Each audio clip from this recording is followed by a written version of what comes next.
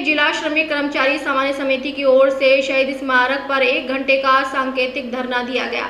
समिति के संयोजक तेजपाल सैनी ने बताया कि यह आंदोलन राष्ट्रीय स्तर पर चलाया जा रहा है, जिसका उद्देश्य केंद्र सरकार द्वारा लागू किए गए नए श्रम कानूनों का पुरजोर विरोध दर्ज कराना है। तेजपाल सैनी ने कहा कि मोदी सरकार द्वारा श्रमिकों पर लगभग 4 करोड़ का बोझ बढ़ाने वाला कानून लागू किया गया है, जिससे देश भर में मजदूर, कर्मचारी और असंगठित क्षेत्र के श्रमिक बेहद प्रभावित हो रहे हैं। उनका आरोप है कि सरकार पिछले 5 वर्षों से श्रमिक संगठनों की मांग को नजरअंदाज कर रही है। समिति बार बार लेबर कोडों को वापस लेने की मांग कर रही है, लेकिन सरकार ने उनकी आवाज को अनसुना कर दिया है। धरना क्यों दिया जा रहा है?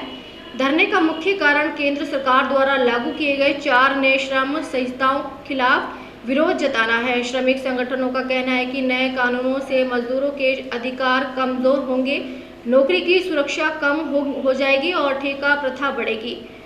काम के घंटों में बढ़ोतरी से कर्मचारियों पर अतिरिक्त दबाव पड़ेगा, सामाजिक सुरक्षा योजनाओं पर प्रभाव पड़ेगा, उद्योगों को अधिक छूट मिलने से श्रमिक शोषण बढ़ने की आशंका है। संगठन का आरोप है कि इन कानूनों से बड़े उद्योगपतियों को फायदा और मजदूरों को नुकसान होगा। तेजपाल सैनी ने चेतावनी दी कि यदि सरकार ने श्रम संहिताओं को वापस नहीं लिया तो आंदोलन और तेज किया जाएगा। लागू करो, मोदी सरकार मुर्दाबाद, मुर्दाबाद, मुर्दाबाद, मोदी सरकार मुर्दाबाद, मुर्दाबाद, मुर्दाबाद।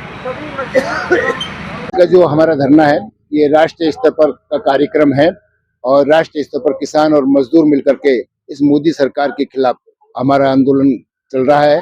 और मोदी सरकार द्वारा जिस तरह से निर्दयतापूर्ण जो 4 करोड़ बिल लागू करके संहिताएं जो लागू की गई है वो बिल्कुल श्रमिक और कर्मचारियों के बिल्कुल विरोध में है और पूंजीपतियों के पक्ष में है। हम लगातार इस सरकार से 5 साल से ये संघर्ष करते आ रहे हैं कि इन 4 करोड़ बिलों को वापस लिया जाए, परंतु ये सरकार ने वापस न लेकर के इनको लागू कर दिया गया है, जो बहुत ही इतिहास में एक सबसे बड़ा परिवर्तन इस सरकार ने किया है। और संविधान को भी दरकिनार किया गया है। संविधान में जबकि